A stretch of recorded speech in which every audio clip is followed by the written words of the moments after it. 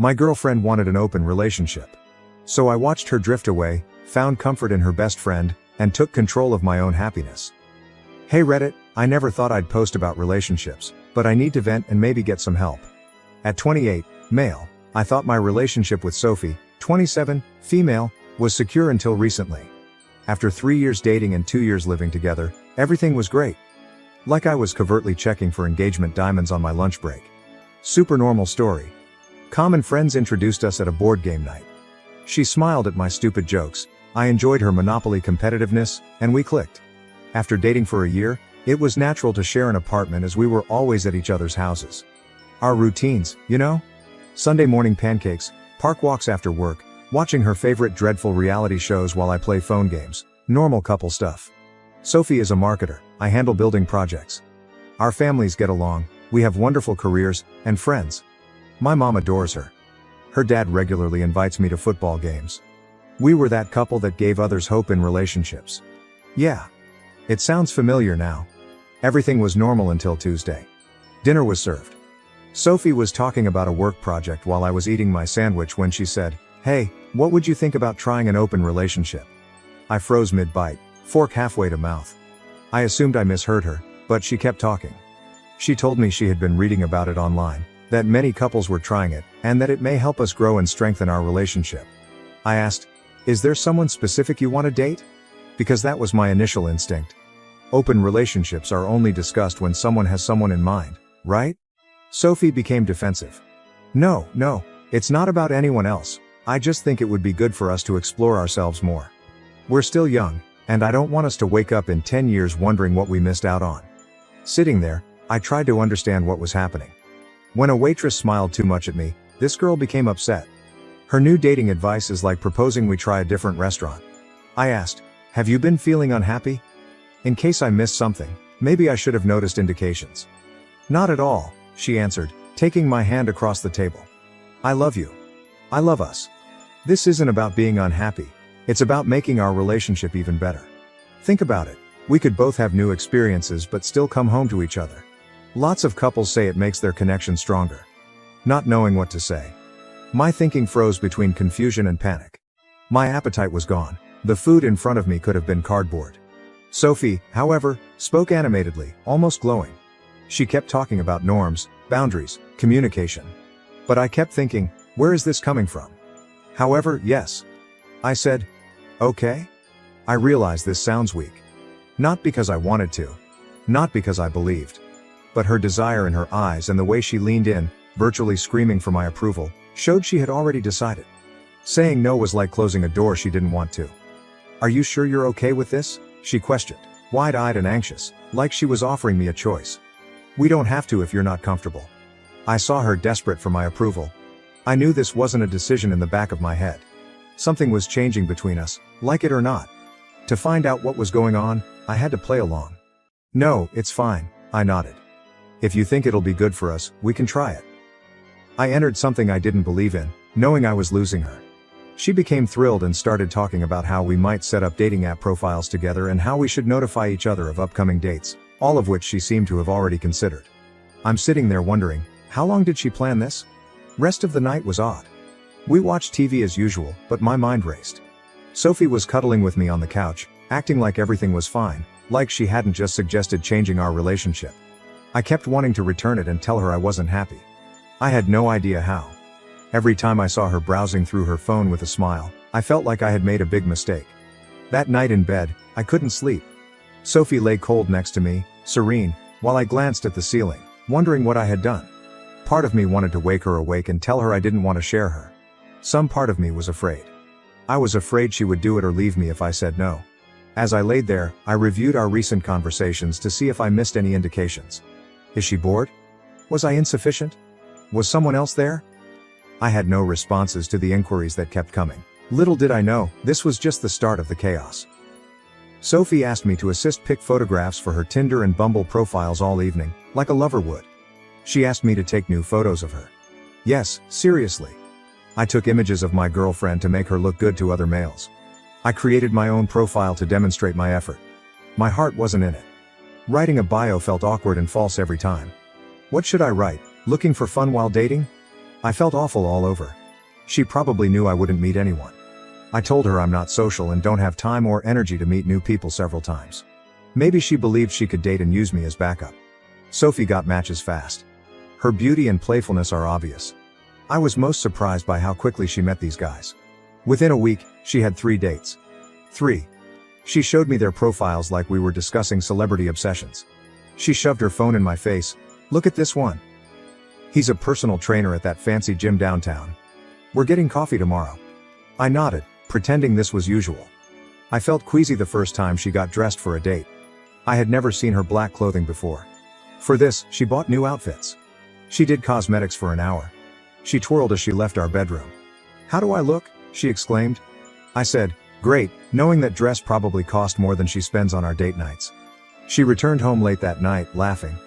I feigned to sleep when she went to bed, but I heard her texting for an hour. She hummed while preparing coffee the next morning and pretended everything was wonderful. I noticed her schedule. Monday involved coffee with the gym guy. Wednesday supper with a lawyer. A food truck owner and I had drinks Friday. The range was intriguing. She always came home looking like she had the time of her life. I checked the Instagram locations she tagged. Not my proudest moment, but I needed to know the truth. I drove by the restaurant where she stated she was eating one night. She was at the bar with a tall suit-clad man cracking up. She held his arm and looked at him like she did at me. Distance between us. Her change at home was worse than seeing her with these guys. She spent less time with me, no more cuddling. She texted constantly. Sunday pancake ritual? She was meeting the girls for brunch.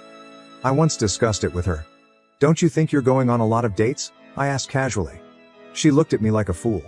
That's the whole point of an open relationship, isn't it? To meet new people and have experiences? You should try it too. I can help you with your profile if you want. But I didn't want profile aid. Please return my girlfriend. I wanted the person who used to love ordering pizza and watching lousy movies with me, not this new version who always dressed up and left. She was getting ready for date number 6 or 7 one night. I lost track. I couldn't stand it. I went on a walk to clear my brain and ended up at this picnic spot. I sat there for 2 hours contemplating how quickly everything had fallen apart. Sophie's messages buzzed my phone. "Hope you're okay. Don't wait. Have such a great time." She twisted the knife with each message. She tried to tell me about her date the next day, how hilarious he was and how he took her to this great new restaurant. Standing, I left the room. Following me, she seemed bewildered. "I thought you were okay with this?" she asked, shocked. "Yeah, maybe I'm not," I answered. "But you could be dating too. You're choosing to stay home and be miserable." That's when I understood she didn't understand. She didn't get that I didn't want additional dates. I wanted her. Her old self. He liked our boring, normal existence together. 3 weeks had passed since she started this open relationship thing. 3 weeks of watching her dress up for other guys and lying awake wondering where she was, what she was doing, and who she was with. My thoughts went crazy for 3 weeks. I assumed she'd understand how foolish she sounded. I kept waiting for her to wake up and realize how ridiculous this was and what she was throwing away. But she didn't. Without hesitation. Not guilty. She took pride in it. She moved around like she had discovered a higher level of dating that we were too foolish to understand. Worst part? I couldn't comprehend why. It seemed she liked me. Why burn it all down? Why say we didn't have enough? It finally clicked. This was unfixable, no return. The end was irreversible. For once, I wasn't sure I cared. I was inspired by the thought of her living her life carefree while I was drowning in it. I wanted her to regret everything. Show her what she threw away. I had no plan yet. I knew I wouldn't suffer while she had fun. I didn't know what to do next, but I needed to chat. Someone who would realize how messed up this was. Emma started visiting more often. Emma, Sophie's best friend since college freshman year, was Emma. She came to movie nights, helped us move furniture, and brought soup when someone was sick. One of those genuine people, you know? Being a kindergarten teacher suits her because she makes everyone feel heard and important. I always saw her as Sophie's friend. Though pretty, long brown hair, green eyes, constantly smiling, I put her in the buddy zone. In addition, she had dated Mark for 2 years. However, they split months ago. She first came over after Sophie started her open relationship to borrow mixing bowls for a birthday cake. Sophie went out with a new guy, and Emma sensed something was up with me. "You look terrible," she stated directly. "What's going on?" Although I didn't intend to tell her everything, it happened. How Sophie announced open relationships to me. How she dated various males practically every night. I felt crazy witnessing it all. Emma sat, listening. Truly listening, not just waiting for her to speak. She shook her head after I finished. Not an open relationship, she remarked. That's just Sophie doing whatever she wants without caring how it affects you. Something about hearing it from someone else made me less insane. After that, Emma visited more often, generally while Sophie was dating. Watching movies, ordering takeout, just hanging around. Talking to someone was nice. Someone who understood us and the situation. Confession: Emma appeared concerned one night after Sophie had been exploring for a month. I saw her fiddle with her jewelry when she was concerned. I need to tell you something, she whispered from across the couch. And it might make things weird, but I can't keep pretending. My stomach flipped strangely, maybe I knew what was coming. I've had feelings for you for a long time, she replied, holding her hands. Like, since before you and Sophie even got together. But you were with her, and she's my best friend, so I never said anything. I started dating Mark hoping it would help me get over it, but, she replied. It didn't work. I sat there trying to comprehend. Emma, kind, funny, lovely, had affections for me. How could I miss that? She assisted me in Sophie's gift selection. Sophie, who was undecided about a meaningful relationship with me. Sophie seldom texted to check in, but Emma made me homemade chicken soup when I was unwell. Was I blind the whole time? You don't have to say anything, she said hurriedly. I just needed you to know. Watching Sophie treat you like this, seeing how much it's hurting you, it's been killing me. You deserve better than this. I regarded her. Really regarded her. Her eyes shone in that modest green sweater. Her hair was in an easy sloppy bun that made her seem prettier. I was puzzled how I hadn't noticed before. Still, Sophie's actions haunted me. She believed I'd wait like a devoted idiot while she walked around with multiple guys. Like I was a safety net. Available whenever she was bored. It was her biggest error. She was out there doing what she wanted, assuming I'd be there when she returned. Nah. For me, that chapter ended. I no longer followed her rules. My game was personal. I shot my shot. I breathed deeply, feeling that shift. The moment when I took charge. Emma, I said, surprised by my steady voice. She sat closer on the couch. I know this is complicated. I know I'm probably making everything worse by telling you this. But seeing you so unhappy these past few weeks, I just couldn't stay quiet anymore. She kissed me, leaning in, kissing me. Should have stopped. I should have considered Sophie, our friendship, and how complicated this would be. So I kissed her back. Not simply a kiss.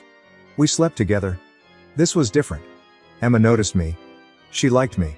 She noticed my countenance shift, inquired what I was thinking, and cared. After resting in the dark, I processed it. This had gone far. How everything changed. Knowing I slept with my girlfriend's best friend. It should have felt like crossing a line. But all I could think about was how good that felt.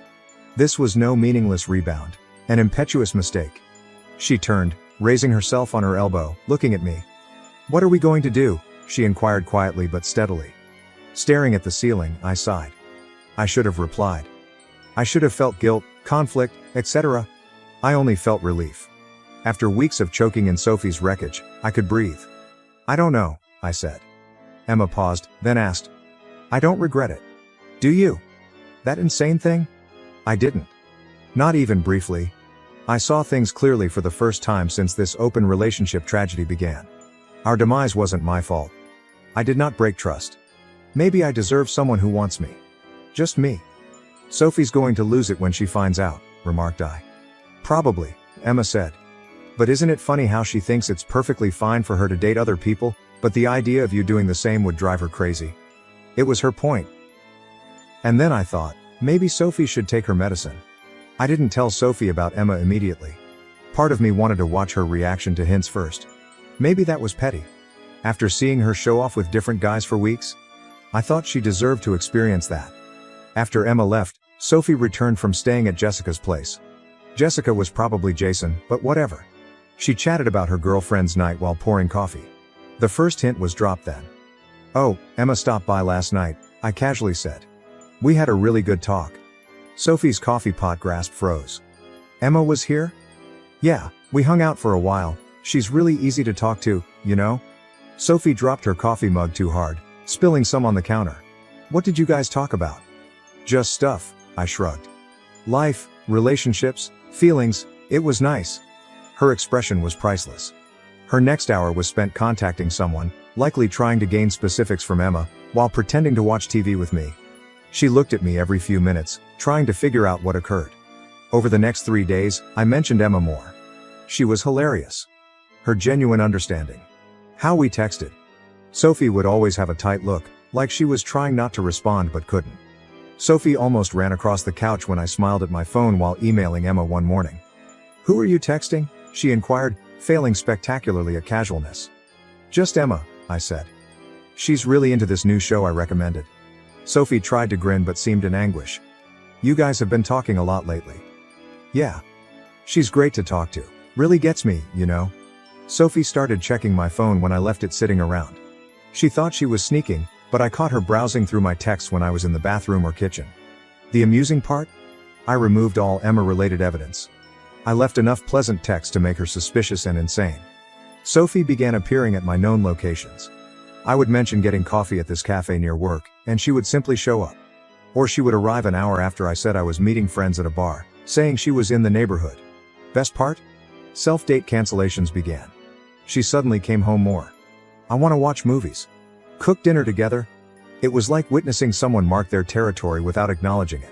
She came straight out with it after many attempts to get closer, which I always blocked. "Are you seeing someone else?" "Isn't that kind of the point of an open relationship?" I asked. "To see other people, yeah. But who is it? Is it Emma? Are you sleeping with Emma?" I only answered, "I thought we weren't supposed to share details about our other partners."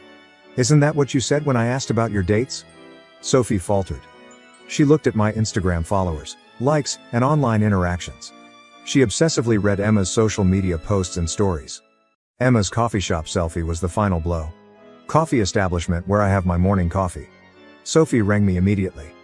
"Are you with Emma right now?" "Sophie, I'm at work." "But you always get coffee at that place in the morning. Did you meet her there?" Let her panic, then said, "That coffee shop has, like, 1,000 customers every day. People can go to the same coffee shop without it meaning anything." Sophie wasn't convinced. She often asked where I was heading. The person I saw. What I did. She demanded to know my every move after weeks of arriving home late from dates and never telling me who she was with. Emma laughed at Sophie's behavior when I told her. We met discreetly at her house so Sophie wouldn't see us. I quickly lost my doubts about hooking up with her and felt justified. She really can't handle not being in control, can she? Emma asked one night while we sat on her couch. Okay, nope, I said. And the best part? She can't even complain about it without admitting she never actually wanted an open relationship. She just wanted permission to cheat. Sophie switched tactics. One night at home, she dropped a bomb that changed everything. Closed relationship proposal. I think we should close the relationship again. I saw Sophie sit on our couch, appearing serious and anxious, telling me we should focus on us again. The same person who had been dating randomly for weeks was now sitting there, acting like she was helping me. I think we've explored enough, she murmured, taking my hand, pulling it away. We could go back to how things were before. Just you and me. It made me laugh. Just you and me? Like the past few weeks never happened? Well, yeah, she answered, confused by my response. Isn't that what you wanted? You haven't seemed happy with the open relationship. I quit playing games then. You're right, I haven't been happy. Watching my girlfriend go on dates with a new guy every other night while barely acknowledging my existence. Her face did this odd thing because she wanted to look empathetic but failed. I know it was hard for you, but that's why I'm saying we should close things up again. We can work on ourselves. Work on us, I repeated. Like how you've been working on getting to know half the guys in this city. That's not fair, she defended. You agreed to the open relationship. You could have been dating too. Oh, I have been, I responded, observing her look. I've been seeing someone. Sophie paled. Really pale. What? Who? Does it matter? Isn't that what you wanted? Both of us are exploring and having new experiences? She leapt from the couch. Of course it matters. Who the hell is it? How long? Her eyes expanded. It's Emma, isn't it? I sat and let her spiral. She ran her hands through her hair and paced our living room. It is Emma, isn't it? That's why you've been talking about her so much. That's why she's been avoiding my calls. My best friend? Leaning back. Really funny how you're allowed to sleep with whoever you want, but the moment I do the same, it's a problem. But it's Emma, she cried. She's my best friend. You can't sleep with my best friend. Standing, I looked her in the eye. Actually, I can. And I did. Sophie froze. She looked at me like she couldn't believe what she heard. What did you just say? I slept with Emma. Multiple times, actually. And you know what? It was great. She actually cares about my feelings, which is more than I can say for you lately. Sophie's face turned from disbelief to wrath in 2 seconds. You're lying. Emma would never do that to me. Really? Because she did. Want to know what else? She's had feelings for me for years. Even when she was dating Mark, she was thinking about me. You're lying to hurt me, Sophie remarked. I saw doubt in her eyes. I'm not. I witnessed realization. Remember last Thursday, when you were out with that startup guy? Sophie nodded slowly. Emma came over. We talked for hours. Then we slept together. She sees me as a person, not just some backup plan waiting at home while you live your best life. Sophie took out her phone, likely to call Emma. Not believing you? Emma would never? Check your texts with her, I encouraged. Notice her recent distance? Unresponsive to your messages? For that reason. She looked through her phone anxiously, possibly seeing Emma's ignored messages and short replies in a new light. This can't be happening, she said. This isn't how this was supposed to go. Really? How should it go? You party with other guys while I stay home as the loyal boyfriend? Was it impossible that I would find someone else? Not Emma. No, Emma, she shouted. You knew it would hurt. Lost it then. Do you hurt? How much have you wounded me? Did you ever consider how it felt to watch you dress up for other guys, come home late smelling like someone else's fragrance, and barely look at me? She protested. That was different. Those guys didn't mean anything. That improve it? While you had meaningless hookups, I developed serious affections for someone? I wanted to drop hints to make her feel the heat she gave me. Staring at me, she paused. Real feelings? Yeah. True sentiments. Emma and I go beyond physical. We chat, we chuckle, really care about each other. When was the last time we talked about something other than dating or new experiences? Sophie slumped defeated on the couch. What are you saying? Want to be with Emma? This open relationship situation revealed my true desires. This person doesn't ignore me. Then she cried. Big dramatic sobs would have worked on me a month ago, but all I could think about was how she hadn't cried over how much she'd wounded me. She sobbed. We can fix this. We can go back to how things were. Shaking my head. We can't. Because now I know what it's like to be valued. I won't settle for less. Sophie did something unexpected then. She stormed out with her keys. I'm going to Emma's place to sort this out once and for all. Sophie slammed the door, so I grabbed my phone to tell Emma. I told her Sophie was coming, and she said, let her come. Emma's always been serene, nothing shakes her.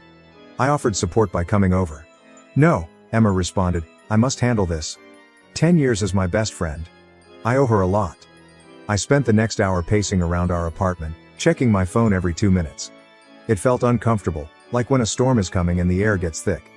Emma called finally, shakily. She came screaming, Emma said. My neighbors undoubtedly heard everything.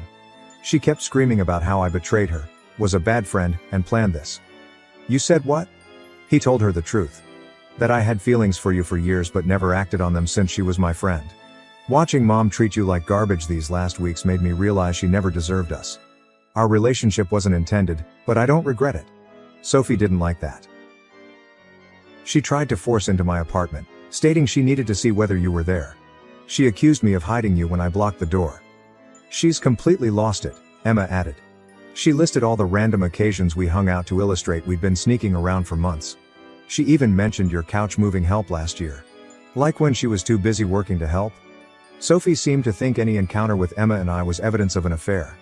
Emma brought me soup when I had the flu, a cover for hooking up. Our group movie nights are just an opportunity to get close. She began crying, Emma said, like sliding down my doorframe crying. Claimed she never intended this.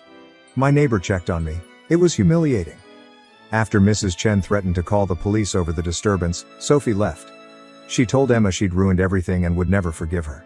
Sophie returned to our house 20 minutes after my call with Emma. She looked awful. She entered and saw me sending Emma updates on my phone and lost it. Are you texting her now? Plan your next gathering? Since when have you two laughed at me behind my back? Sophie, no one's laughing at you. You harmed yourself. I did nothing. I suggested an open relationship to strengthen us, she cried, tossing her pocketbook across the room. I never told you to sleep with my best buddy. No, I said. You just wanted permission to sleep with whoever you wanted while keeping me as your backup plan. She grabbed our photos and gifts and put them in a box. I'm staying with Jessica. My true pal. Someone who wouldn't backstab me. Fine by me, I add. Take whatever you want. That paused her. Just that? Not even try to stop me? Would I? You've stated that you value something other than me or our relationship. She stopped packing and sat on the couch, visibly shrinking. I believed you would always be there. That no matter who I dated, you'd be there when I settled down. The truth ultimately emerged. She experimented without me, but I was her backup plan and promised a happy ending. Well, you guessed wrong, I informed her. I'm not a puppy waiting by the door while you have fun. I have emotions. I deserve more than second place. But you weren't my second pick. I adore you. No, Sophie, you adore having me around when convenient. Differences exist. Her wailing resumed, but I didn't feel anything. Not wanting to soothe her, not guilty, nothing, emptiness. I'll get the rest of my stuff tomorrow, she said, taking up her box. I can't be here right now. After she departed, I called Emma. Just hearing her voice calmed me. That night, we chatted about Sophie, ourselves, and the future for hours. Some of their mutual friends were already taking sides, with most dubbing Emma a backstabber without knowing the full tale. I don't care, she said. Think what you want. I know reality. In my half-empty apartment, I noticed Sophie's stuff were gone. I was relieved. Like I could breathe again. I urged Emma, come over. Settle with me. Yes, she agreed. I was done caring. The next morning Sophie picked up her items. She brought Jessica and 2 other unfamiliar pals. Sophie had told them her story, so they looked at me like I was the bad person while helping her pack. I bought your Xbox for your birthday, she remarked, unplugging it. Fine. Take it. I didn't care anymore. Emma arrived halfway through packing after reading between the lines when I texted her about coffee. Sophie's pals whispered when Emma entered, but Emma ignored them and offered me my coffee. Really? You'll show me this? Sophie snapped. Emma remarked, nobody's flaunting anything. I'm just here to support my boyfriend. Neither of us had used the word before. Sophie appeared slapped. Packing got faster after that. Sophie's companions rushed around, gathering belongings, likely to get her out before another meltdown. After finishing, Sophie stood in the doorway. I really loved you, she whispered. No, I said. You liked having me on call, differences exist. Emma helped tidy up after they departed. You okay? She questioned, watching me put Sophie's stuff in a donation box. Yeah. First time in months, I am. 2 weeks later. Life has changed since then. Better. Emma and I are doing things right but slowly. We had coffee at Sophie's favorite restaurant last weekend and saw other pals. Ignored us completely. Emma smiled and squeezed my hand. Sophie continues to tell everyone how I cheated. Emma betrayed her, and we always desired each other. Some believe her. Important people don't. Emma brought over her kindergartner's artwork to decorate my fridge yesterday. Too empty, she said. I noticed something in those crayon drawings. This is my wish. Someone who notices details. Who cares about warming my place? Who brings coffee because I didn't answer her text? Instead, I graded Emma's class papers while we watched her new favorite mystery show. Simple, normal, real. Looking back, Sophie's open relationship suggestion was almost helpful, because that wasn't a good idea. But because it revealed my ideal companion. Someone picks me first. Not just when convenient. The thing about life. The worst choices can lead to the best locations. For me, to the proper person. She was always there. Edit. Thanks Reddit for your support. Emma is reading this over my shoulder, chuckling at my description of her. She's constantly happy. By the way, she says hello.